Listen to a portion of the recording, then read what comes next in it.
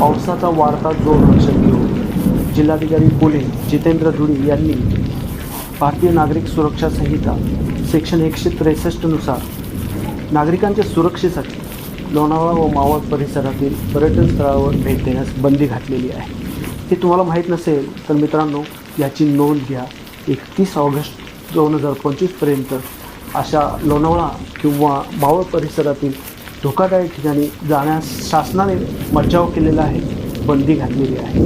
याची सर्व नागरिकांनी नोंद घ्यावी. कारण ही सुरक्षा किंवा हे असे आदेश निघतात, हे आपल्या नागरिकांच्या सुरक्षेसाठी निघतात.